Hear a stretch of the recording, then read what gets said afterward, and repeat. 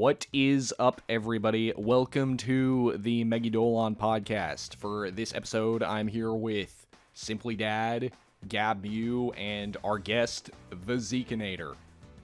Or you just call me Robbie. Oh, okay. Hello, what's up? So, Hi. yeah, this episode is a couple weeks late, but the main reason is because we haven't really gotten any big news. It's mostly just kind of we've mostly just gotten a whole lot of little news, but our first and probably biggest topic isn't news, it's more a lack of it. It is New Game Plus Expo, where we were all expecting to get Persona 5 Scramble, like an announcement for a localization. We're expecting to get an announcement for that, but we didn't. So, yeah, what are your guys' thoughts on that? I don't really care. because I thought that's where we were gonna see it, but I mean, I didn't watch it. I was just kind of hoping they would announce it and everyone would be happy, but another day without Scramble. Yeah, I'm just like, yeah, that's pretty much how I was. I mean, I'm personally excited for Scramble, but like, and I was almost certain that this was where we were gonna get it, because I mean, at this point, like, the game's been out in Japan for 5 months, and we still have like no word on a release date for an English localization, and I'm beginning to worry whether or not we're even gonna get it at all.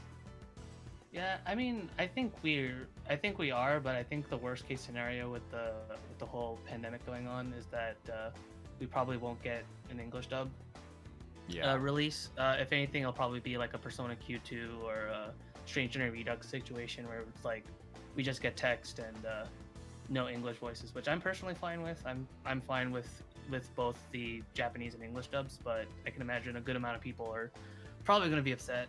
Yeah. Well, I mean, if the Chinese version had English subs, I'd have imported it by now, but it doesn't. Yeah. But at least we don't live in a time where like region locking is really much of a thing anymore. Yeah, I just assume that they're having a hard time localizing it because if you guys didn't know, there was a PersonaCon 2020 that happened on Discord, and there was an interview with Laura Boast, and she said that recording for games and things like that are now done at home.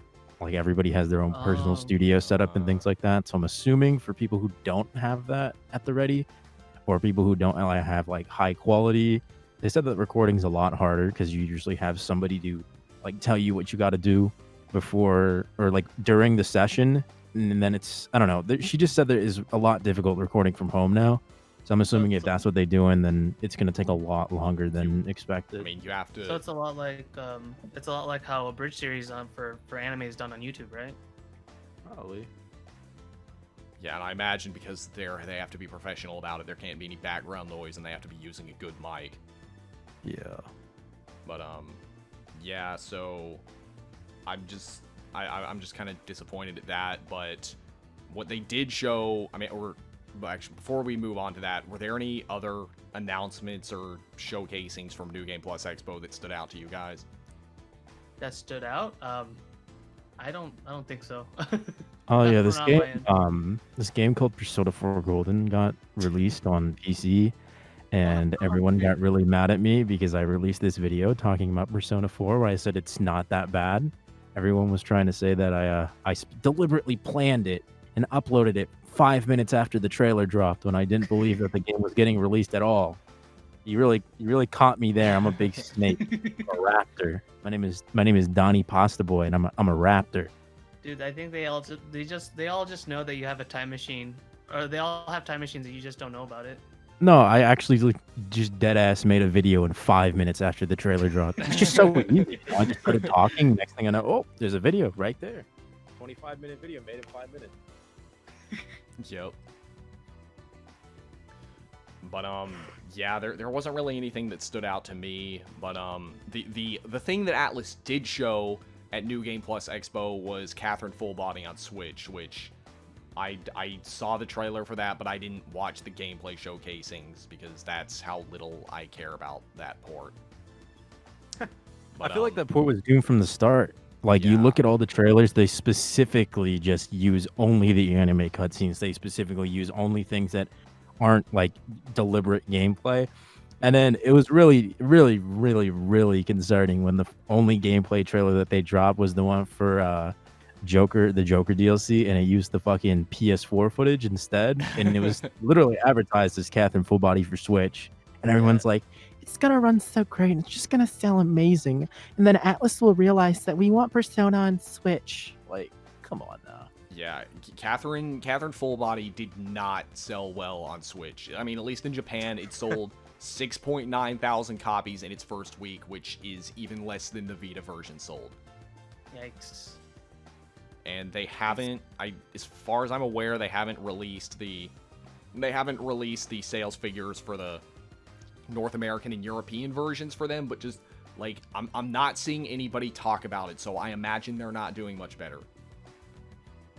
Yeah, I mean, I feel like for a lot of people, it's like if you want Catherine Full Body, you could just get it on PS4. I don't really see like a huge demand for people like wanting to play that on the go, especially with what's going on right now. Yeah, I imagine most of the people that cared about Catherine Full Body already got it on PS4. Right. Got it, and then I got it again for the keychain. I think it's great because if the sales numbers in the West is kind of whack, that just means all the good actors who want all these Atlas games to come to Switch are just playing. It seems like they only care about Persona 5, and this is like probably one of the most important games to purchase if you wanted Persona 5 on Switch. Is exactly what they did with PC. Catherine Classic released on PC. Sega considered it a success beyond like imagination, and that's why we have Persona 4 Golden on Switch. Yeah, so, like Persona 4 Golden on PC. Yeah, not like, Switch. Yeah, it's already. It's got like it's had a peak of like 30,000 concurrent players. Let's go. I think that's pretty much evidence enough that Atlas is probably going to shift its focus to a different market that isn't the Switch. Yeah, Love money. If Persona 5 does get ported, I'm pretty sure it's going to come to PC before it comes to Switch. Yeah. Fuck the Switch. Yeah. But except I actually like the Switch. But yeah, what are you playing on the Switch? Xenoblade Chronicles Definitive Edition. That's it? Just one game? And a little... You know, you could have said Catherine Full Body. You literally could have just been like, "Oh, I bought Catherine." No, I didn't, because I didn't buy it. What the hell? I didn't even ask for review code because it's like I don't care enough about this game to like sit down and play it again on my Switch. Damn. I love Catherine. Don't talk about it like that. I like Catherine, but it's like, yeah, it's just, I don't know. Okay. I'm just not in the mood. Don't for worry. it. I'm fucking with you. I'm fucking with you. Okay. But so yeah, our next topic is that survey that Atlas West released, which what are your guys' thoughts on that survey? I didn't even take it. I just remember after they dropped it, all the complaints I was saying, I'm like, I'm not even gonna bother with this.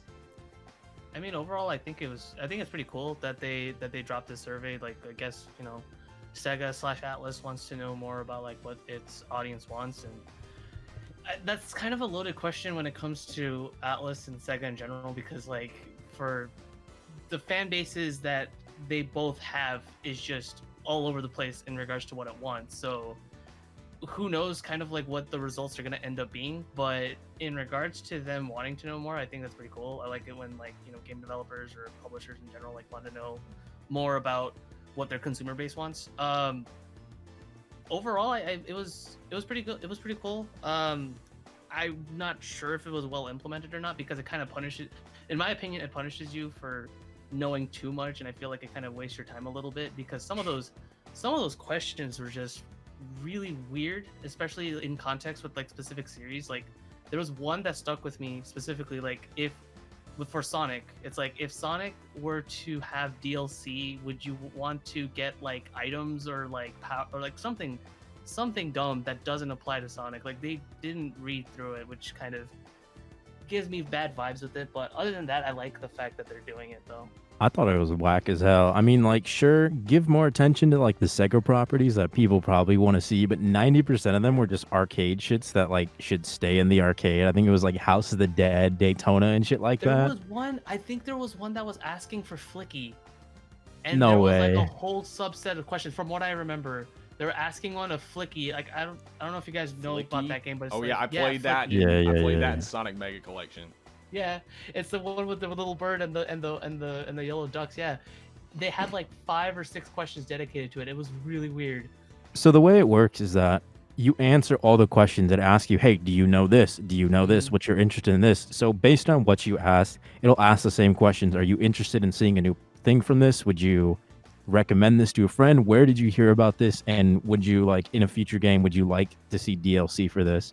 Yeah. And I thought it was pretty all right because like obviously you just gauge interest in the possibility of like a new entry or a modern remake or some shit like that. But Right. what really pissed me off is that they gave you questions about Flicky. They asked me about House of the Dead. They asked me about Daytona. They asked me about classic and modern Sonic.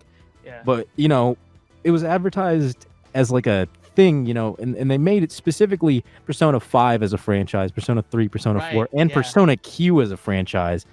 And they gave you questions for all of them. But when it came down to SMT, SMT was like designated They're all as together. SMT, then Devil Survivor, then Devil Summoner, and then all the other spin-offs. Like, why are all these other games franchises when some of them, like Persona 3, only have like, aside from like the main game, it only has like one spin-off, which is for Persona 3 Dancing in Moonlight, and then Persona Q only has 2 games, which would be considered as like a subsidiary or like a spin-off of Persona 3 and 4, I guess Yeah. Persona 4 and 5. But I thought that was really dumb. Like I wanted to like answer questions about like, hey, I would love to see a new Devil Summoner game because I feel like for a franchise like Megami Tensei that has so many spin-offs, you would want to answer those questions like, hey, I specifically want to see Devil Survivor. I specifically want to see, I don't know, Demi Kids if you have a mental disability, but like I'd love to see that. Bless sorry. Sorry. I'm I playing felt- with you, Brett. I know. I felt like the survey, yeah, like Dad said, I found it was really weird. They started asking questions about other games, and I answered them. So when I was going through the survey and questions about Sonic popped up, I was like, really? But then it makes sense because Atlas just wants to make money at the end of the day. They don't care about anything else. So, with that being said, I guarantee they're gonna put more stuff up. But I mean, I'll take anything. As long as everybody said no to any kind of DLC, we're chilling. Because that's all I did for all of them. I skipped like Right. 90% of the questions I didn't care about, and then I said fuck no to any DLC. But did you say no to Not Persona Flicky 5 though? DLC. I didn't answer anything about Flicky. I didn't get questions I about know, I was Flicky. joking. I was joking. I'd 'Cause like rather I have- said, like just gave me. I'd rather have a new Flicky over another P5 spinoff. Dude, be careful what you wish for, dude. 3D collectathon platformer with Flicky. But the one thing that my friend Spider, she's not my friend, because she is my friend, but I don't like her. My good friend Spider pointed out that if you answered anything about SMT, it'll ask you specifically what games are you interested in or have you played, and if you answer one, that's it. Like it'll ask you to select multiple boxes, but when you select one, it just immediately goes to the next question. I thought that was super weird and obviously not what it's supposed to do. Yeah. It was probably an accident. But It's hard to tell sometimes with that though, because I don't know. Like regarding survey branches and stuff, they could have a whole bunch of different criteria that's like built into the system itself, and then it'll not make sense to you, but for them, it's like for their algorithm or whatever they're like, yeah, maybe it's just like the first thing you chose, and they see that as like your favorite or something. right. What else was a mistake? Me. Oh, in regards to like picking games and stuff for like what franchises you're into, they'll just only give you like one question for that one thing, and that's it. Yeah, pretty much. Well, like I said, for me though, it was, I guess it was a good thing. I didn't know about this before recording this, but like for me, I guess it was a good thing that like I knew all these different things, because like for me, the questionnaire lasted like, shoot, like I didn't time it all the way, but it felt like it lasted for like more than 20 minutes, like close to an hour, because it was just like nonstop, just like, okay, Sonic, okay, Virtual Fighter, okay, Yakuza, all of this stuff. Yeah, Judgment, I think, was also one too, which I was really feel- weird. I feel like they should have had different surveys for Sega and Atlas. Yeah, 'Cause I'm sure that's I'm sure the actually- majority of people that were filling out the survey only cared about like just Atlas stuff. Yeah. Yeah, I'm with you on that one. Clearly Or either not. If that- they snuffed out all like 90% of Atlas, they just cared about Persona. It's Yeah. literally just the most one-sided biased. Because I know I know it was a mistake because apparently for some people they could fill out multiple boxes. So I'm Mhm. not gonna say like, oh fuck them, but things like that. But like, just fundamentally, like labeling all the SMT spin-offs as SMT, but then saying Persona 3, 4, and 5 and Q is its own spin-off is just kind of indicative of what they really cared about. Like SMT was just there, so people like me would just not come out of their basements and be like, "Oh, you didn't even talk about SMT."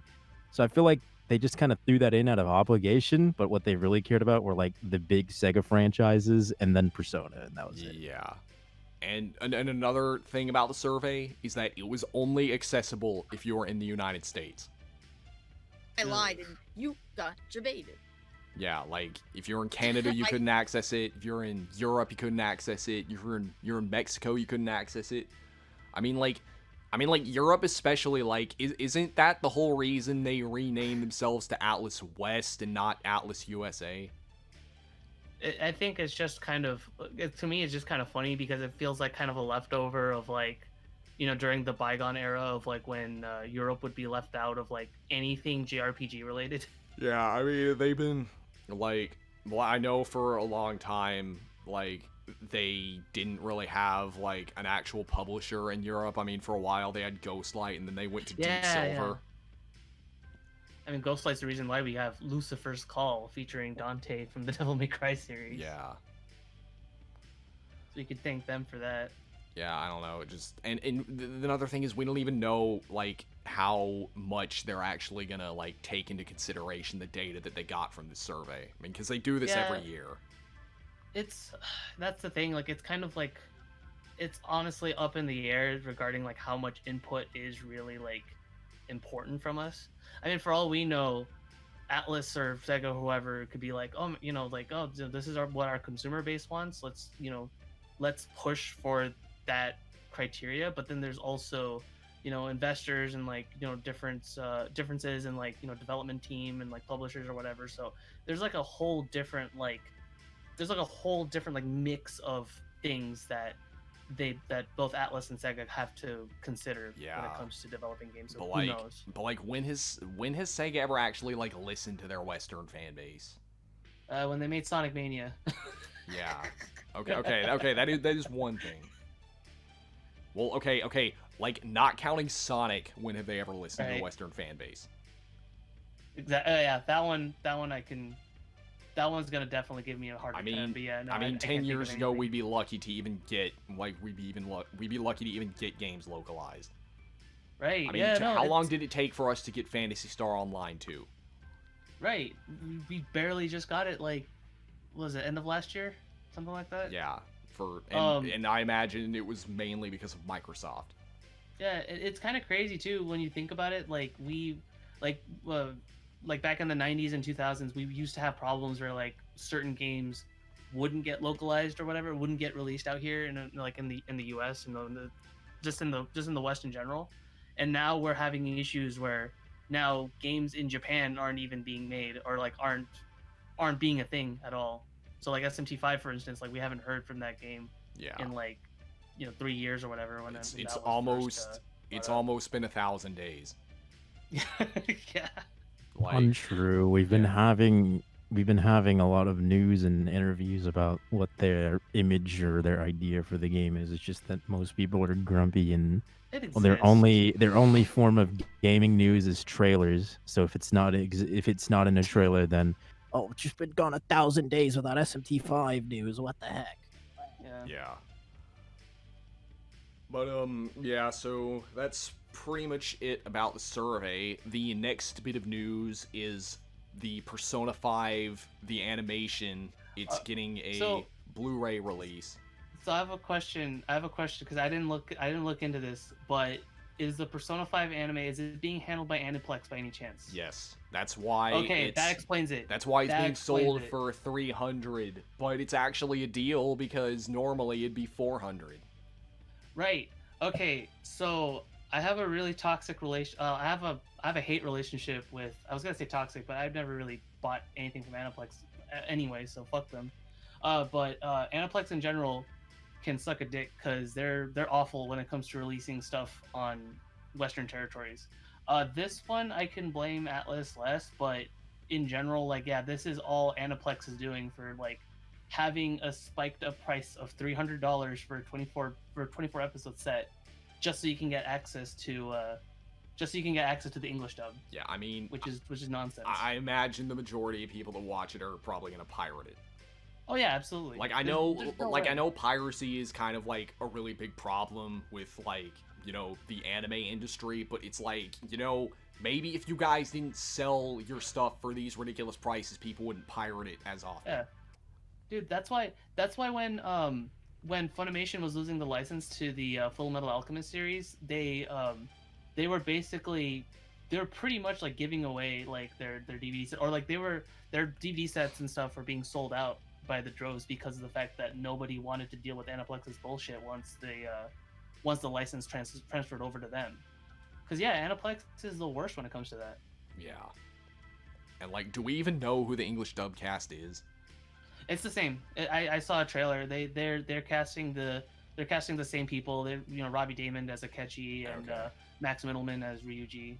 Matt Mercer. It's Persona 5 the animation, so even Yeah. with the best English dub, it's still probably shit.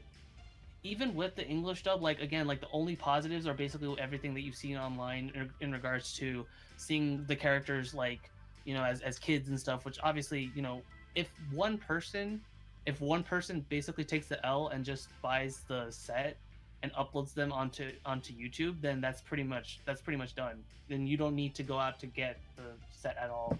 I mean, I'm sure there are a bunch of Persona 5 collectors out there that would love to buy this, but I mean, I don't think the majority of them are going to pay $300.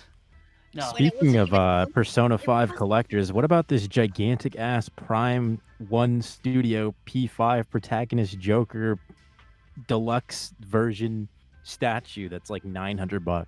How big is it? Wait, Because if what? it's 1/4 or 1/3 or like half scale, that makes sense. Because the bigger the figure is, the more expensive it's gonna be, and the more 1/4. expensive. It's 1/4. 51.6 centimeters with Yeah, okay, that detachable makes parts. sense. Yeah. Well, Yeah, it's pretty actually, cool. no, I no, was no. going through this website and like this is kind of badass. Like I would never buy any of these things because this is like the ultimate like virgin statue. Like you walk into someone's house and if they have the $900 Joker statue, you just walk out. You know, Have the $200 one. Or But, your- like, that's your it's cue to leave. crazy. This website does like photorealistic, like pretty badass design, like statues of Batman and like what's that? The thing with guts in it. It's called Berserk, right? Yeah. Yeah, it's sick. It looks like 1-to-1. Like this Joker one looks badass. Like, oh my god, I think it's worth every penny. But I would never be caught dead. I buying can something tell like you that. after looking at the article, Uh, I can tell you exactly why the price is so high. First of all, the base. Second of all, the amount of parts you get, and third of all, it looks like everything's hand painted and airbrushed. So it's going to be the craftsmanship behind it, and that's probably why at the end. Yeah, it looks sick. But it looks like I it's mean, buying worth one of it, but those I wouldn't is- buy it. Buying one of those is basically the equivalent of like getting one of those super expensive like Gunpla sets where it's like all like all the parts are like 1-for-1 and like scaled down and stuff like Yeah. that, and I mean, it stands like 2 feet tall or something. even like that. even if it was cheap, I wouldn't have time to put all that together. Yeah. But No, it comes it comes pretty easily. Like it's Oh. the base Joker's body and then a detachable head and arms and hands. oh, okay. So it's basically like a little Lego. Like, you just plug them in. You know what I'm saying? Like Be afraid to break it. Yeah, there it goes would goes be. 990. I would Better buy get one insurance just for to that. break one because I hate Joker so much. I'd Are you kick him. kidding me, Dad? You know You'd who waste would You'd waste a whole grand just to fucking. People Hell would yeah. watch that. That's Test the thing. me. People would watch Dad do that and rage about it Yeah. in the Send it- comments. Send it to FPS Russia. Oh, isn't he in jail Is he right even now? still alive? No, he got out of jail. He has cancer now. Oh, that's awful. That's depressing. Yeah.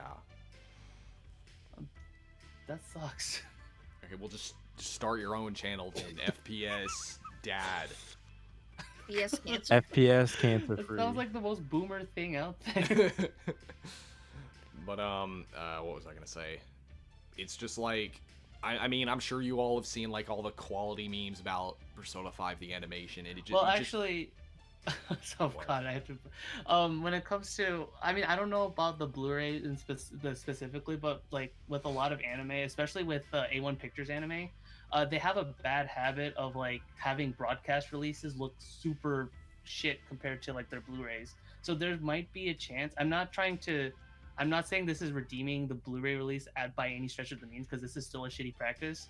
But typically the Blu-rays look way better than the TV anime. It's a case-to-case scenario, but when it comes to like shit anime or shit-looking anime with shit-looking scenes, they do tend to like boost up the quality for like the Blu-ray releases and stuff. Okay. I'm not sure if it's the same for P5 yet though. I don't think it's worth $300. No, absolutely not. No, you can spend $300 elsewhere. I mean, you can buy a PS4 and Persona 5 Royal for $300.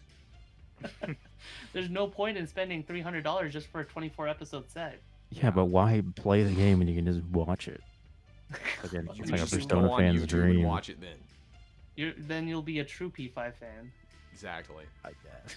You'll get your license and everything printed out from YouTube's thing. Yeah, but anyway, our next topic is Shin Megami Tensei 1 is being released on the Nintendo Switch in Japan. Okay, so I have a story about that.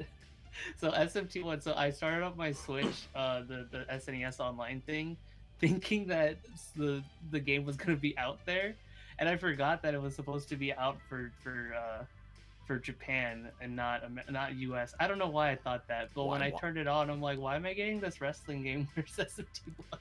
Yeah. And then I remember, it's like, oh wait, it's on the Japanese one. So yeah, I mean, if you can read Japanese and you have a Japanese account, you can now play Shin Megami Tensei 1 on your Switch. But for those of us in the English-speaking world, we're probably never gonna get it. We want Atlas games on Switch. Yeah, Break I mean- free Persona. Except no, They bring no. out- Atlas, not SMT1 in Japan. We meant Persona 5. Yeah, Oh. well- No, imagine they bring in SMT1, but it's the Aeon Genesis. It's the 2002 Aeon Genesis version. So you try to do the law route and it just breaks your whole system. Yeah, I mean, because there actually, I mean, I don't know how many people are aware of this, but there actually is an official translation of Shin Megami Tensei There 1, is. which was only released on iOS, and it was way back in like 2014. But then when I had iOS updated to iOS 11, Mhm. it wasn't backwards compatible with certain apps. Like they had to be updated to work with it, and Atlas just never bothered with it. Yeah, I I still had it on my original iPhone 6s. Even like after I updated my phone and it didn't work, I still kept it in there until I replaced my phone. I've got an original iPad that has it on it. Oh, nice. So It's yeah. it's a GBA version, right? Yeah, that was ported into the iOS. Yeah, it supported the GBA version, but like it was never released on Android. It was never updated, and I don't even know if it's still available. But it's just like You guys saw what the can't- creator said about it, right? When someone tweeted like a break free Persona and was like, "I would love to play this in English." You know what he said? You what? should learn Japanese. Oh yeah, I saw that. That was so that's savage. like the number one. That's like the number one argument right there. It's like if there's a game that's out in Japanese, just go ahead. Yeah, and you want to be a learn weeb so Japanese. badly? Oh, you Learn like the anime? language. Yeah, learn the language. I like anime and manga and Garugamesh. And the worst part was, half the people in the replies were break free Persona people. Like, leave the man alone, please. You're giving everyone a bad look. Yeah. Oh, yeah. I mean, that's just among other things. That's like their natural state, though. It's just making everybody else look bad and feel embarrassed. Yeah, I mean, also, I imagine that we'll be getting 2 and If sometime soon in Japan too. Oh yeah, I mean that's inevitable. I mean, because those games have been released on like most of Nintendo's digital storefronts. Like, I'm pretty sure I know they were available on the Japanese PlayStation Store, and I think they were also available on the Wii Shop channel. You know what? Yeah, I would've was been gonna say cool? the Wii Virtual Console also had the original SMT games too. You know what would have been really cool though is if they had an online store that actually kept a catalog of all the games you ever bought from them instead of, rebuying them every time they update a console. They're not gonna do that because that doesn't make them as They much want to make money. money. And And they're not gonna give us a virtual console for Switch because they're just gonna, because then they'd rather like remaster it and then sell it for $20 rather than just put it on virtual console for $5. Yep. So yeah, that's about it for Shin Megami Tensei 1 on Nintendo Switch. And next topic is Tokyo Game Show 2020 is now going online, and it's scheduled for September 23rd through the 27th. Oh man, TGS. Yeah, so will we get Shin Megami Tensei 5? I'm not counting on it. Who knows? It'd be nice, but I'm not counting on it. At least some news would be nice. I mean, like, honestly, Atlas can do whatever they want in regards to when they release news, or if they were to literally like release info tomorrow, you know, after this goes up or whatever, they could do that. But yeah, TGS would be a pretty good time for them to announce any info or whatever regarding it, but who knows? Yeah. I don't know, it's just... Yeah, I mean, like, it's like... I'm just not guaranteeing it, but I'm just like, if it happens, cool. If it doesn't, cool. Yeah, because, like, I mean, because every Tokyo Game Show after SMT5 was announced, it's just been like... It's just been like, okay, so they didn't show it at the last Tokyo Game Show, so that means they're probably going to show it at this next one, but then it's also like, okay, so are they... Like, do I even care at this point? I mean, I don't think Shin Megami Tensei 5's canceled. It's just like, it'll happen. For me, it's just like, it happens when it happens. Yeah, I'm not gonna say nothing. I'm not trying to get my hopes up, but I can't wait for people to be all grumpy. Be like, where's my SMT5 at Tokyo Game Show? I'm your little baby. I don't know anything about video games. But they did say to expect news in 2020, so it's either now or sometime in the winter. Yeah. I'll be if we don't get anything this year, and they said they would, then I'll be grumpy. But I'm not really like on the edge. I'm gonna see if it happens. It happens. But then again, it's like, what else are we gonna get? I mean, as far as we know, there aren't any more Persona 5 spin-offs coming. I mean, there's probably like one more coming, but I don't think it's gonna be just. I think the milking is pretty much like. I think it's pretty much over. If they milk it again, it's gonna be a fighting game. Probably. Or a kart racer. No. How about first-person shooter? I mean, I'd fuck with a kart shooter. Are you? Wait. Okay, so I'm not kart shooter, kart racer. Picture this. It's like a shooter.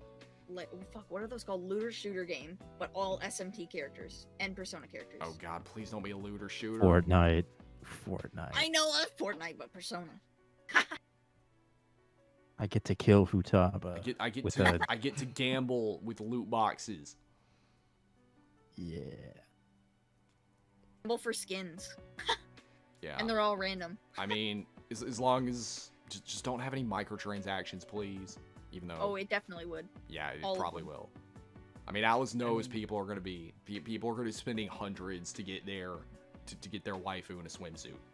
Okay, but the real question is, like, if they were to make any spinoff between like a fighting game or a racing game or some other nonsense that you always see from all these things, like, which would you rather have out of any of these random ass spinoffs that it could possibly be? What would you want it to be? All right. So real talk, I would want a racing game, but I would want one in the style of like Diddy Kong Racing or Crash Team Racing. Like one with like an adventure mode and everything, where like you go and like race like other shadows or something like that, and then you get like, I don't know, some like tarot cards or something like that, and you need like enough tarot cards to like open up like different worlds and stuff. That'd be hype. Cause I love me some Diddy Kong Racing. That'd be pretty badass. Mm-hmm. I mean, I just want a first-person shooter like something in the style of like, you know, like early 2000s Call of Duty, like Modern Warfare 3 or Black Ops 2.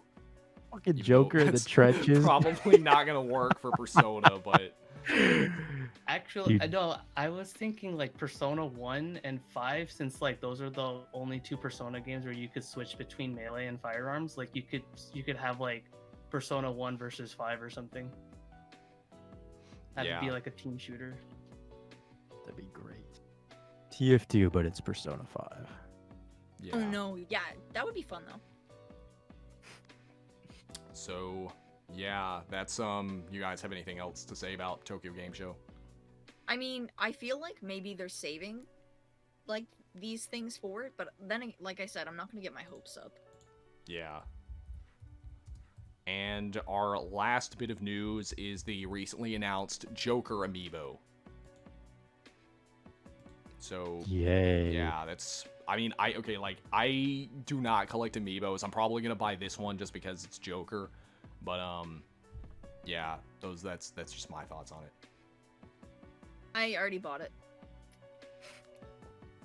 Cool. I don't care about Amiibos. Fuck Amiibos. I mean, neither I do just I. bought I'm the just blue. getting this one, just because Persona I guess 5 it's a just cheaper makes it. alternative than buying the $900 statue to curb Yeah, stomp. there I you guess go, I'll there buy you the go. Joker Amiibo and curb stomp that.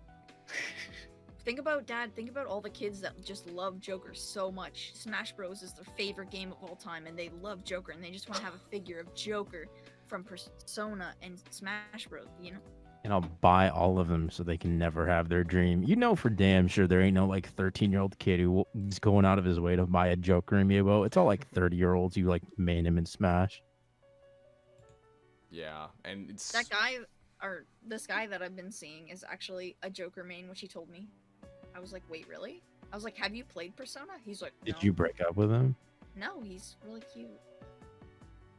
But he like, okay. And then for me, I guess I'd get Joker. I'd get the Joker amiibo, but that's not really like that big of a priority. Like if I were to see it in stores, then I'd probably buy it. Yeah, I mean, It'll I'm be not gone gonna... the first day. I'm not gonna pre-order it, but I'll probably get it like early. I mean, it comes out in North America on October 2nd, and also comes out along with the Hero Amiibo. Hell yeah. Best game ever made, Dragon Quest XI. I love that game. No I joke. was really starting to enjoy it. Like, I was replaying it when my PC died. So I was waiting for, all the parts to come in and all that. And I was just replaying it. And honestly, it was a lot of fun until it stopped being fun. It was a lot easier than I remembered.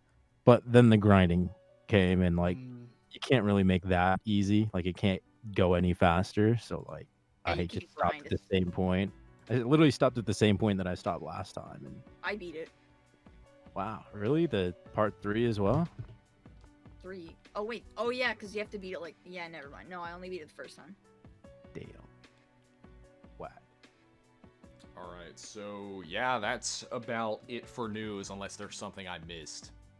Shin Megami Tensei DX2 Liberation is having its 2.5th anniversary right now. So if you're interested in playing DX2, you should log in right now. There's a lot of fun events going on. You can get a lot of free demons and free gems. It's really fun. I'm literally the greatest. I'm the best DX2 player of all time, and I'm cooler. I'm the coolest person in the world. Okay. That's it. Thank you. Okay, so let's move on to questions now. We'll probably be able to answer a little more this month since we didn't have that much news, but we'll see. Hell yeah. All right. So Timeless asks, what do you want P6 to be theme and story-wise, and when do you think we could see anything about it? I mean, I think it's gonna be at least like 2 or 3 years before we see anything about Persona 6. But yeah, I think I'd like to see it take on a setting outside of Japan, even though they're probably not gonna do that. But as far as like the story and theme goes, just do whatever works. I want them to use adults this time. Yeah, that too. I'd like that. That would be I sick. prefer if Punishment. they did like early 20s, like mid 20s characters. I just want to feel a little bit like I don't want to feel like a high school character. That's it. Yeah. Yeah, I'd like give me like a Persona 2 Innocent Sin where it's like you got the high school kids for the guys who like dating the little girls, and then you have an adult cast to kind of. That was my favorite thing about the Persona 2 duology, is that the first game focuses on high schoolers growing up, and then Eternal Punishment is about adults struggling in the real world and things like that. It was a really, really, really great like mirror into like the next step in life, and I thought it was great. So like, I don't know. And for themes, I think we talked about it on the podcast, but I thought it'd be pretty tight if they like talk about some kind of like mental illness, self-isolation, things like that. Like really go back to being introspective rather than just being like society bad, things like that. That'd be Yeah. great. See them do a style like Gothic or something. I just want to see them do something different. Like, they have so much potential. They could do anything, and they just choose to do the same over and over because it works. Yeah. For me, I don't know. I guess like if we were to see one, I wouldn't mind if they were to reuse like the same engine again, like P4 did with 3. But yeah, I do agree that like they should diversify more in regards to settings and like characters and stuff. Like I'm also like kind of sick. I'm also kind of tired of seeing like the high school settings. Like if they were to just branch out more and like maybe do like characters that are like already in like career paths or something like that, or like young adults that are like, you know, in their early to mid 20s trying to figure out their life and stuff, and like also inside themselves. That'd be pretty cool to see. I mean, if they want to, like, they can still like keep the same, like, you know, school themed set in college instead of high school. Maybe they could add like a feature where like you don't have to attend class, but if you do, you get a knowledge boost, stuff like that. Mm-hmm. But so yeah, thank you for your question. And also, I've said this before, but I'm gonna be skipping over like questions that have already been asked a million times, like what's your favorite demon, what's your favorite Megaton game. Like it's nothing personal, it's just we get asked those a lot.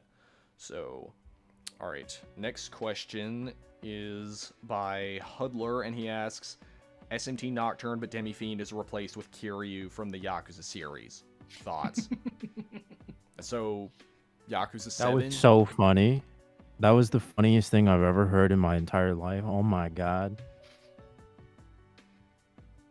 I mean, I'll Hey, get this one. Yakuza 7, but featuring Dante from the Devil May Cry series. So Nocturne. I'm like the master of comedy. That's what Yakuza 7 already is, though, because it's a turn-based RPG now. Yeah. Hey, is that game out in the West? No. No, it's still in Is it Japan. coming over to the only. West?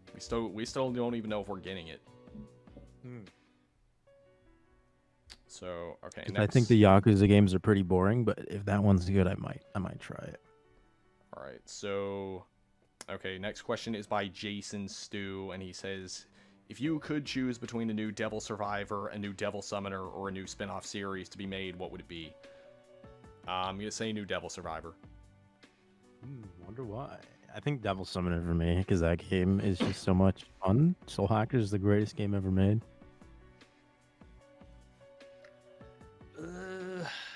Shoot, I was gonna say that too. I want another Devil Summoner game, but like kind of set, kind of like I kind of want to see like kind of what Atlas would do with the series nowadays. That isn't just Raito. But yeah, I picked Devil Summoner too. Yeah. Carrie? Sorry, I was distracted. Would you, What other game would I like to see in the series? like, if you had to choose between a new spin-off, a new Devil Summoner, or a new Devil Survivor, what would you choose? Devil Summoner. Easily. Okay. Looks like Hell I'm yeah. Fuck Devil Survivor. 1, 2 is fine. I say that because I was really always interested in, like, maybe this doesn't count, but Raito Kuzunoha. Maybe it does. Mhm. I was always interested in those games. I own them, but I haven't had the chance to play them yet.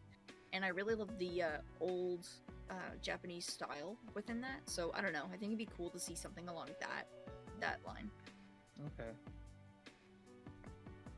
So 3 Devil Summoners, but 1 more so Raito than the older games. Yeah. All right. Okay, next question is asked by Kira, and the question is, favorite sandwich? I'm gonna say, okay, I don't know, like, I don't really think there's a name for it, but when I was in South Korea, I had this one burger that had, like, It had like some Korean sauce, and it had an egg, and it had 2 patties and cheese, and it was really good. So I'm gonna say that. Burger? Very cool. Yeah. I'm not answering the question because I don't think you're funny. Is a burger what is a burger a sandwich? Yeah. It counts Meat, as one, yeah. and it's got bread, so yeah. I don't know. Are you guys gonna answer? I think that was just the end of the statement. Gabby was just like, "Is a burger a sandwich?" I would I'll answer it then. So I never had this one, but if it were to come back, then I'd be down to try it. Do you guys ever remember hearing about the Double Down from KFC? It's like 2 Yeah, I chicken remember that. patties. Dude, that was like back in high school, that was like something that like my friends would always talk about. It's like the ultimate, just like, dude, just chicken patties instead of buns, and there's there's cheese and bacon in it. So I'll just have that as my answer because I never had it before. When it came out, I What? tried that as a kid. When it came out, like we Oh. straight up, me and my friends were all like over there, like, "Hey, let's go try this," and I'm like, "Let's not do that." We did it anyways. Oh my god, it was the nastiest thing I've ever seen. Like you touch it and you just feel like sticky for the rest, like disgusting. You can't wash off the shame. You can't wash off the grease. Ugh. I'd imagine it was just like mostly, yeah, it was mostly just grease and just like all the trans oils and stuff, right? Question about It was this. nasty. Can you really consider it a sandwich when the? Well, I mean, I guess the format's the same, but it's not Yeah. bread. Yeah, you just replace the bread with chicken patties, and then they just call it a sandwich. I mean that counts. I mean it's sandwich the between two format, things. Yeah. The format.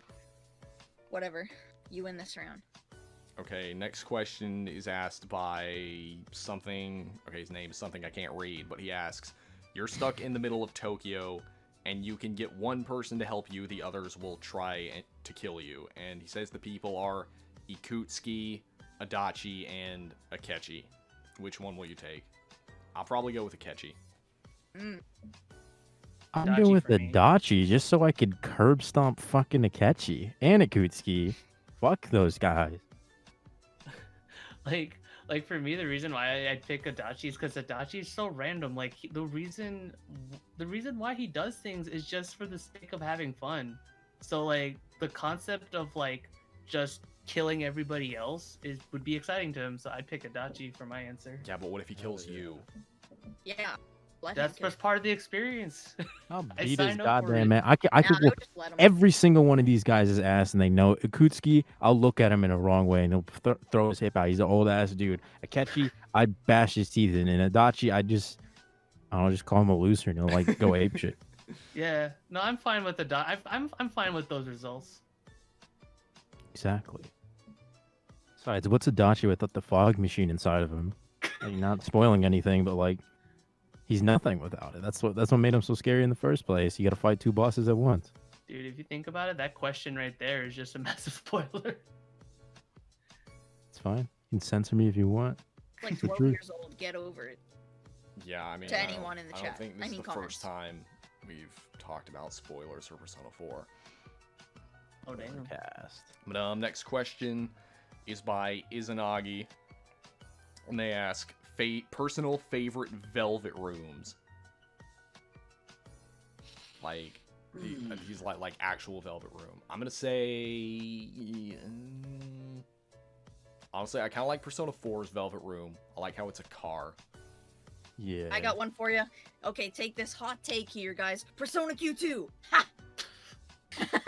Which one is that again? So it's the cinema one, so you're Yeah, like it's the in a cinema one. movie Oh, theater, yeah. and it has The movie all of the theater. characters.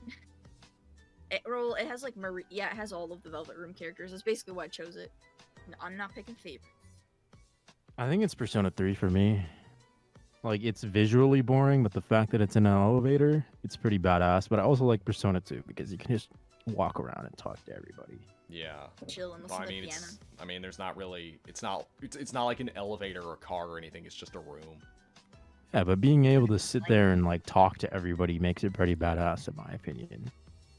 And it's not as basic looking as ones. Yeah.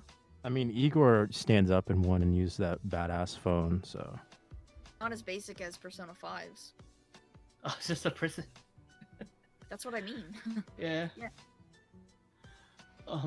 For me, I guess yeah. I 4 for me. Either 4 or 2, honestly. 4 they'd be for different reasons because 4 is like Gnarly said, like it's a car, and 2 is a club room. Yeah. All right. Next question is by Gordonian Kid. He asks, "What are your preferred alignments routes for mainline SMT?"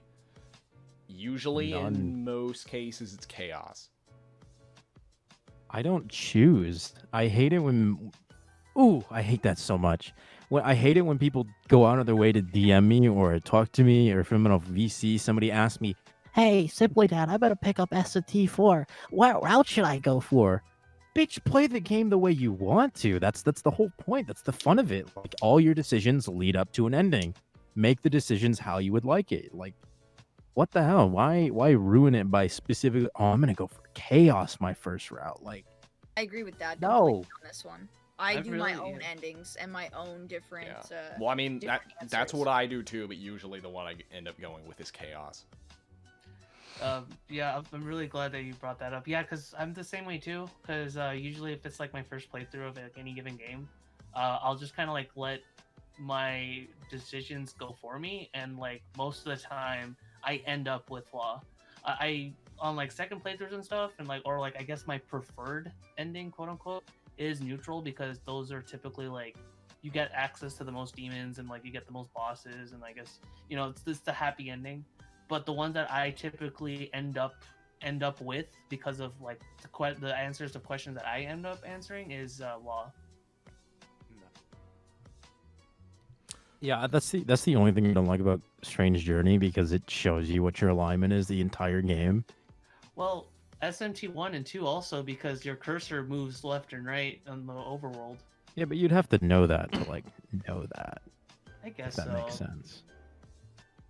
I think for me, I figured it out pretty easily because when I saw it, I was like, oh, it's kind of weird. I was answering. I don't know when it was. It was like a long ass time ago. But like when I first saw that, I'm like, oh, my arrow's moving, and then I kind of figured out. I was like, oh, I think it's in relation to how I'm answering. Yeah. Mm-hmm. Okay. Next question is by I Need Help, and he asks, "Do you think mainline SMT will ever be as popular as the Persona series?" I don't even want to entertain that kind of question. It's like Persona's only hyped to such a degree in the West, and it's pretty inflated hype, if that makes sense. Mm-hmm. Like, you see so many people gassing it up, but where are the sales numbers at? Like, it's all in Japan. Like, S&T is just quieter. It just doesn't get as much media coverage, if that makes sense. Oh yeah. I guess that constitutes as like I don't know what to compare it to, but like to say that one is more popular than the other, like keep in mind that Persona just barely broke 10 point something million sales, and in 2018 SMT was at like 12 million something Yeah. sales, and like if you want to like be all technical and be a little weenie about it, SMT is still technically popular. Yeah, it's kind of hard to money-wise. it's kind of hard to measure popularity by numbers Yeah. unless you go by Yeah. sales. But then if you go by sales, then SMT is still more popular. Yeah, I was gonna say like if entertaining that idea is if it's anything at one point SMT was more popular was so much more popular than Persona that after Nocturne all the other subsequent USA released Atlas games were all had the title SMT on it or Shin Megami Tensei on it. Yeah. That was the brand in the West. Yeah. Mhm. I think it just comes with time, and to say that one's more popular than the other is pretty ignorant because they're pretty much the same thing. It's just that more people in the West talk about it. Yeah. Because, if you talk about SMT, you're a disgusting elitist scumbag, snake, Mhm. racist, baby kicker, dog puncher, kitty hater. Yeah. All right. Next question is by Miguel CG, and he asks, "Do you see Atlas creating new SMT spin-offs anytime soon, or rather only continue what we have with now, such as Devil Survivor or Persona?" I mean, I think I guess that really just depends on how well SMT5 does. I mean, I as much as I'd like to see it, I don't actually think we're gonna get any continuations of current spin-offs. I think if we do get a new one, it's gonna be a new series. Me personally, I don't think so. I think we said this in another podcast episode, but before Atlas could just throw around their money like, oh, fuck you, I'm making Devil Survivor. Oh, fuck you, I'm making Demi Kids. I'm making Devil Summoner. But now it's Sega's money. They're a part of Sega, and I think Sega's a little more stingy than, what was it, Index Corp or whatever before? Yeah. Like, back in the 2000s, they could just, throw around their money, develop a game. Maybe you'll get a Devil Survivor, maybe you'll get a Ronde, maybe you'll get a TMS, but regardless, you'll still kind of turn a profit. But now, I don't think you'd be able to do that. You'd have to have something well-established like Persona or something well-established like an SMT5. Yeah. And I don't think you could branch off beyond that. Like, if Persona 5 spin-offs sell as miserably as they do currently, I don't think another Devil Summoner or Devil Survivor would do any better. Yeah. Okay. Next question is asked by TT, and he asks, how do you feel about the hashtag Break Free Persona thing? It'll be interesting what your thoughts about it are. I tap out. I'm gonna say I respect the effort, but I don't think that we should be harassing people at Atlas USA and Atlas Japan about it. And I don't think, even if it becomes like the #1 trending thing on Twitter for like a year, I don't actually think it's gonna do anything. So yeah, those are my thoughts. Yeah, like in general, it's just, oh my god, it's to the point where it's just funny to just see like all these different like, like Atlas posts just like have like the top rated comment just be like, hashtag Break Free Persona. Like it's not gonna do anything, especially since like most of these comments are going to Atlas West, because the Atlas West doesn't make the games. They publish them out here in the stateside or whatever. Yeah, it's not really gonna do anything. I think people who do it are stupid. I mean, y'all already know most of my opinions on this bullshit, but like, you're annoying. You're not accomplishing anything. You're going off the words of somebody who has virtually no weight in what Atlas West does, let alone Atlas JP. You're petty about it. You're annoying about it. You discredit anybody that disagrees with you. You're very fucking picky about it. Apparently, Persona 4 coming to PC is not what you wanted, so you're not happy with it. You got to keep begging for it, not just going, thank you, Atlas, for bringing this game to a platform that we've virtually never seen you do. Thank you for doing something new. Thank you for giving us something that otherwise we would have never gotten if it wasn't for the success of Catherine Classic. It's fuck you. Give it to us on Switch. You're petty. You're annoying. You're not funny. You spam people. And your reasoning for why it should happen is fucking stupid. You're ignorant of the facts. You don't know sales numbers. You don't know facts. You don't know how marketing works. You don't know how games are developed. You think that you can just take one game and put it to the Switch. Bada bing, bada boom. Instant bazillion dollars. Atlas is the best company in the world. You're stupid. I don't like you. Stop doing it. Just support the games that come out now, and maybe you'll get Persona on Switch. And fuck the guy who started it too. I'm not even gonna name you. You don't deserve it. Can you imagine, like, in an interview, one of the developers being asked why they decided to port Persona 5 to Switch, and he's like, "Oh, well, we did it because there was a hashtag on Twitter being spammed called Break Free Persona." Oh my god. No, it's because Sorashino's like, I don't know, just Futaba Feet Lover 229 on Twitter just told me to break Free Persona. I was just like, fuck, we have to do it now. Do it. What the hell? Yeah. Okay, so Shim, I'm assuming that's how it's pronounced. Okay, so he asks, if you were to completely remake SMT Crossfire Emblem to your personal taste, how would you do it? Meaning you could make it medieval dark fantasy, keep it similar to what it already is, or something else entirely. Yeah, basically what you said, like, like dark medieval fantasy. It'd probably be something like where, like, the main cast of Shin Megami Tensei is, like, transported to one of the Fire Emblem worlds or something. But, I mean, that'd be kind of difficult because, like, there's, like, so many different, like, timelines in SMT, and there's so many different timelines in Fire Emblem.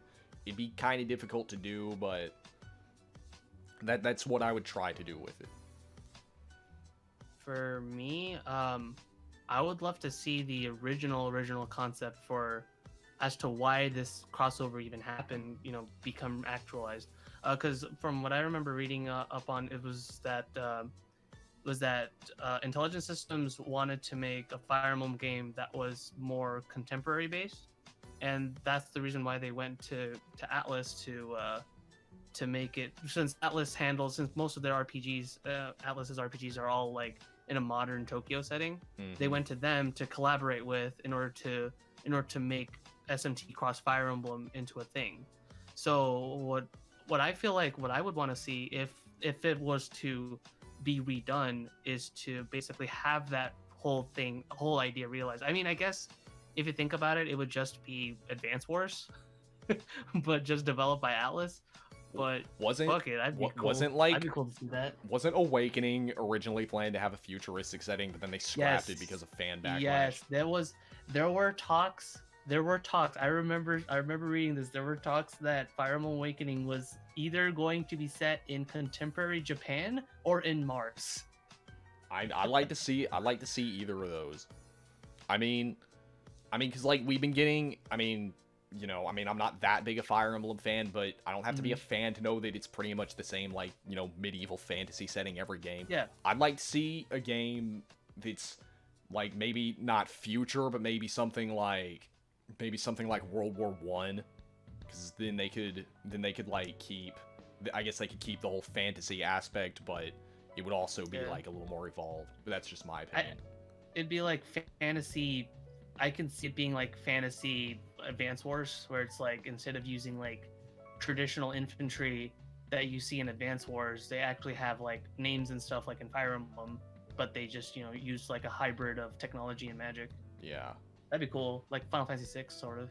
I think the concept of SMT Cross Fire Emblem was kind of dumb as hell to begin with, because like they are both set in different time periods, and that alone is just like kind of whack to begin with. How are you going to explain that? Oh, I accidentally took the Abala drum. I was trying to go to the Labyrinth of Abala, but now I'm in this country. How did I get here? Daddy just sitting there. I legit thought that it was going to be a fighting game when I first saw the trailer way back in 2013. I thought it was going to be a fighting game. I did not think it was going to be an RPG. Looking at it, because it said what was it? Because the trailer that we got, from Nintendo was what said Cross Fire Emblem, but I think I saw like another publication call it Versus Fire Emblem, and I saw like fan art coming out with like I think it was like Ephraim versus Demi-Fiend, and I legit thought it was going to be like a fighting game, but then like I forget if it was Atlas or Intelligent Systems, they said it was going to be an RPG. They didn't specify what kind of RPG, if it was going to be like tactical or not, but they just said it was going to be RPG. Just make it Devil Survivor 3. Yeah. At that point, yeah. Devil Survivor 3 houses. There you go. Yeah. What about you, Gab?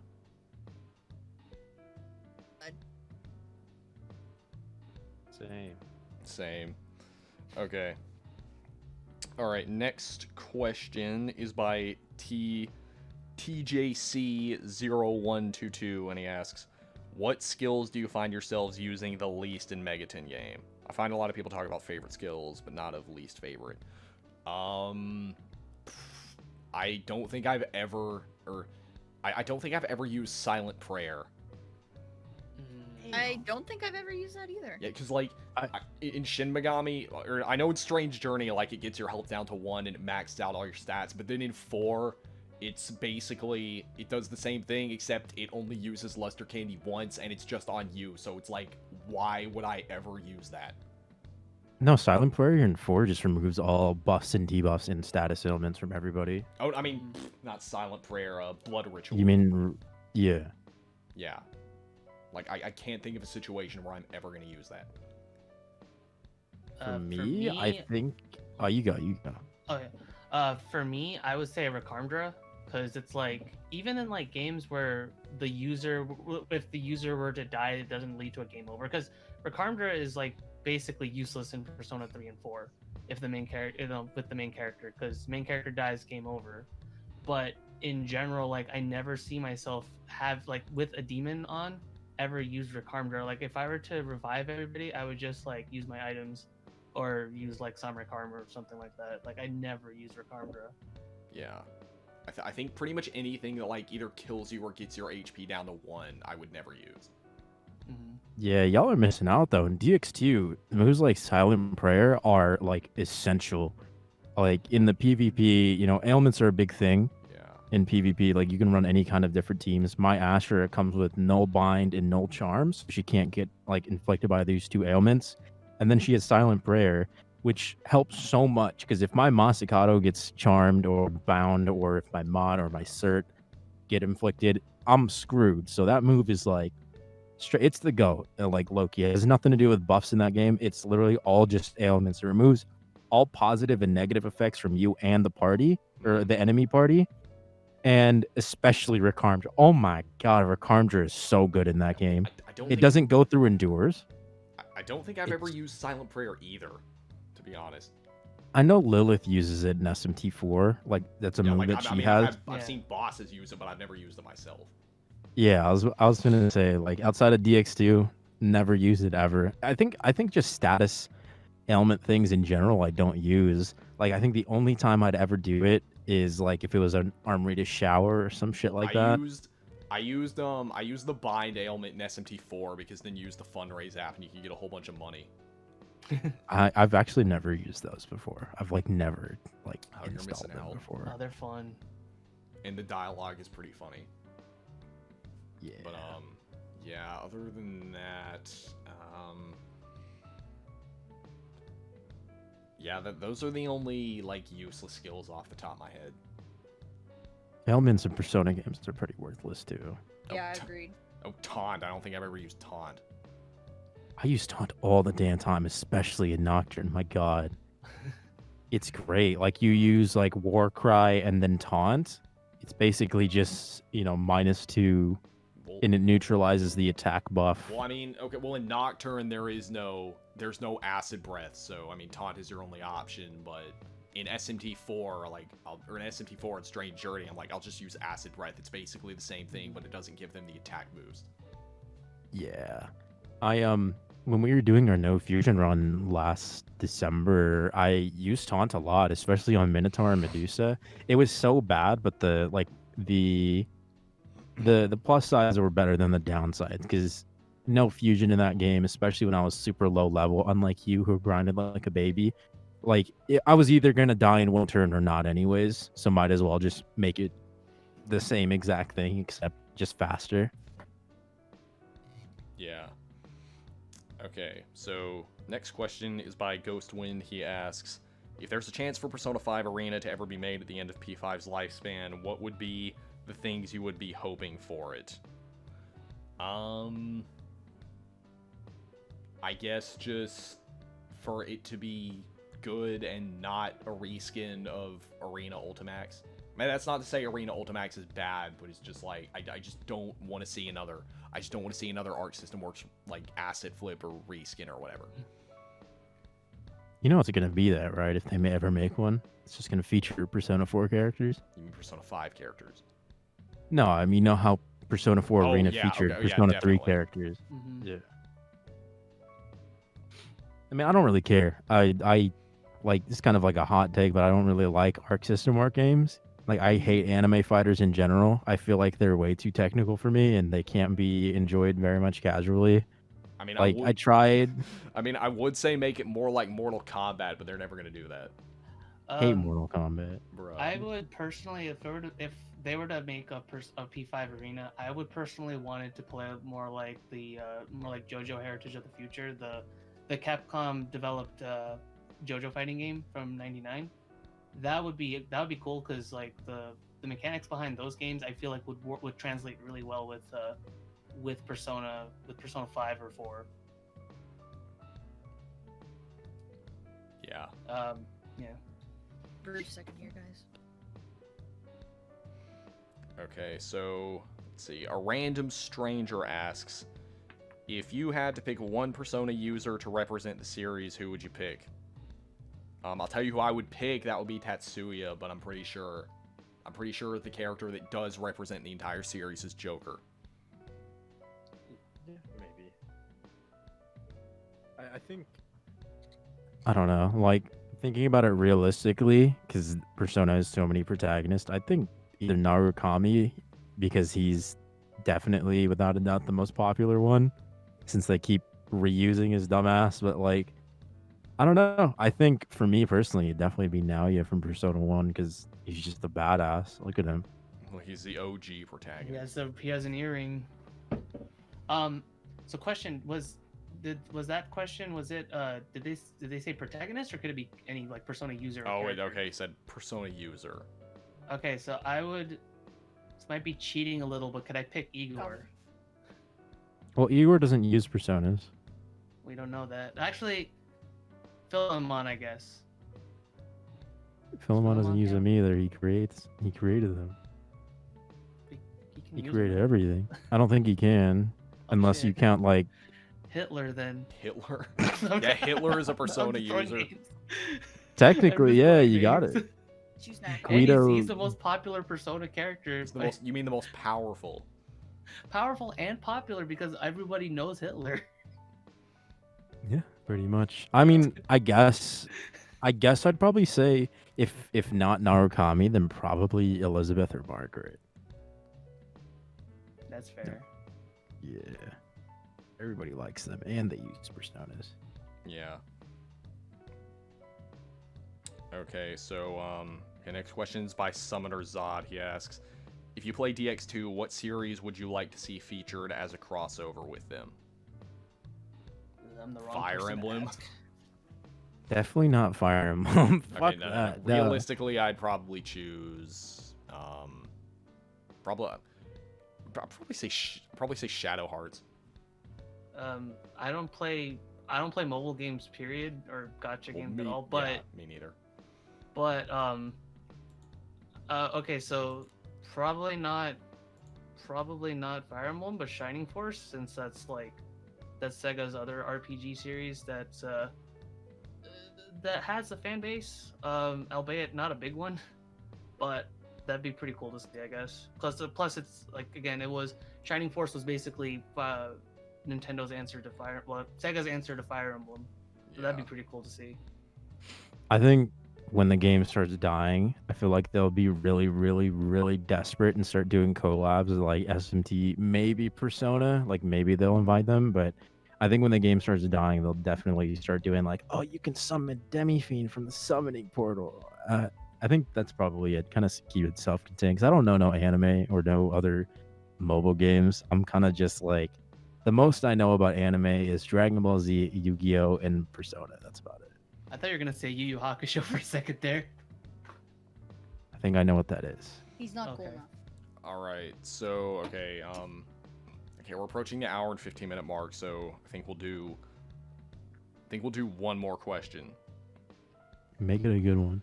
Okay, the next question is by Sentenga0421, and they ask, what are some things in the Persona series that you would like to see brought over to SMT and vice versa? Something that Persona could definitely get from SMT is not dog shit writing.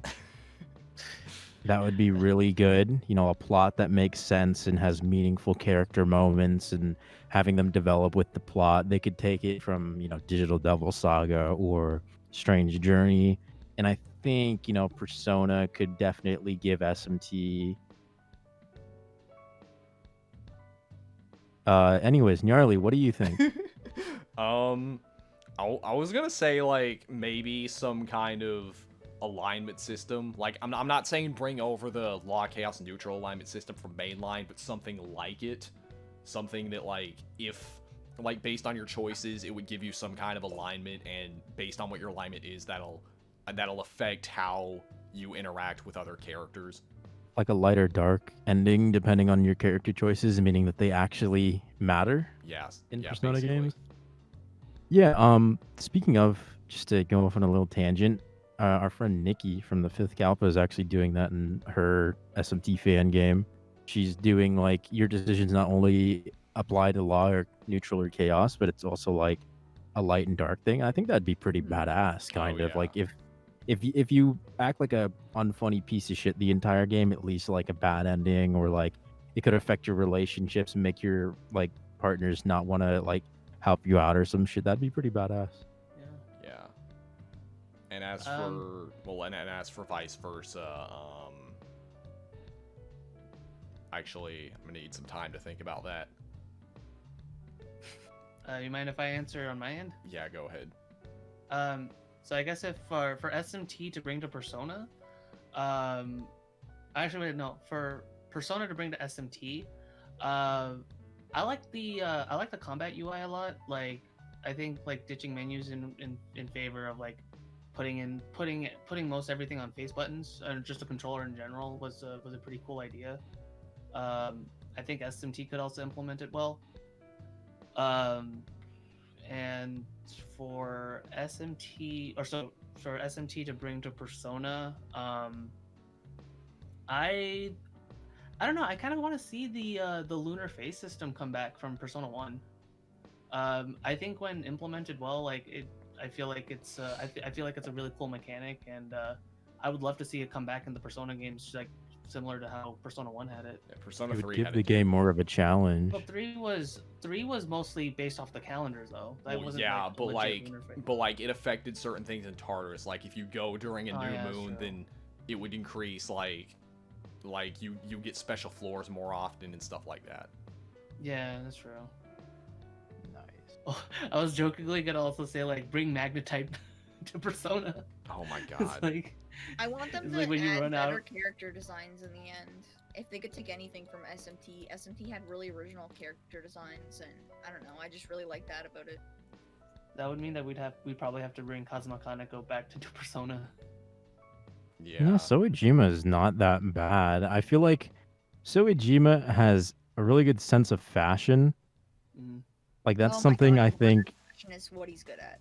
I think if you did that with character designs that aren't generic and ugly and stupid, and makes me want to like body slam Futaba because she looks so stupid and like an idiot. I feel like if you give good character designs really good clothes, because I noticed that a lot with anime people, like they obsess over that one guy from Hunter x Hunter, the one with the white hair that wears all Killer those Drake. different clothes. Sure. Yeah. And like they're like, look at this dude's drip, bruh. It's just a bunch of white people on Twitter like, dude, this guy has so much drip. He's stunting. Oh my god, look at all of his clothes and all that. Please, guys, he's dripping. Respect the drip. Like, if they did that with Persona characters, that would be pretty badass. Like, they did that with like that just scared the shit out of me. I just gotta follow on Twitch. But if they did that, like they did that with the Persona 5 fashion line and things like that, and I do really, really like the outfits that they wear in Persona 5. I think it's very fitting of their character, especially for characters like On looks pretty cool. I really like Akechi's outfit because he definitely looks like somebody who has their thumb up their ass the entire time. Yeah. Joker's outfit, dude, Narukami's winter outfit. Ooh, that's so nice. Ooh, with the gloves and everything, he looks like such a Chad. Damn, that would be Hot sick. piece of man. Yeah, I guess my answer for what mainline could take for Persona is I'm not saying put this behind DLC, but like I guess just have more alternate costumes and alternate battle themes and stuff. Like how Persona 5 you had all the different costumes from the different games that would change your battle theme. Don't lock it behind DLC, but have it be unlockable in the game. Yeah, it'd be pretty badass. Go like the SMT4 route, like challenge quests have their own thing. Like this kind of event has its own boss theme. Yeah. SMT4 is 18 or 17 battle themes, and I think Persona could really, really like benefit from that. And something taken from the older games that I definitely think that they should reintroduce is stop making Shoji Meguro do everything. Persona 1 is so amazing because it has such a strong like fucking group of artists making music for everything. Like Kenichi Tsuchiya did all the character themes. Hidehito Aoki did like everything that's good. Shoji Meguro, he made the Velvet Room thing. That's pretty cool, I guess. And like give everybody something to do. In Persona 5, it's all Shoji Meguro, and then the sound design team did all the side things, like the songs that played during the games or during the mini events. give them something to do, bro. Like, come on.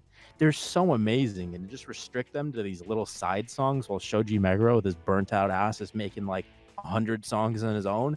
Like, you have such a great team. Let them do something. It's fucking amazing. And that's like, I don't know. I feel like if you give everybody something to do, that allows Shoji Meguro to make better music, and it allows, you know, different feels for different times of the games. I think that's so important to understand, because my biggest issue with the soundtrack to Persona 5 is that it all just melts together. It uses like 15 songs over and over and over again, and there's like 100 songs that are just left out to dry. If you give certain artists certain types of songs for certain parts of the game, everything will feel new. It'll always feel fresh. That's why I love SMT4 so much. That's why I love Soul Hacker so much. There's always something new to greet you at every point in the game. It's fucking sick. And I think to let Shoji Meguro do everything is just, you know, making him get burnt out a lot faster. I think giving him less work to do will definitely give him more time to make sure that what he's making is great again. Mm-hmm. So I got really bad there. What the My, hell? my audio just like, did we all I was lag about to say, out? I had nothing to add to that. yeah. Well, does anyone else have anything to say? No, he just pretty much summed it up. Yeah. Well, I think this is a good time to wrap everything up now. So, yeah. Thank you guys for listening, and be sure to check out, I'll have a link to everyone's stuff in the description. But yeah, see you guys on the next episode. Bye. I love you. Laters.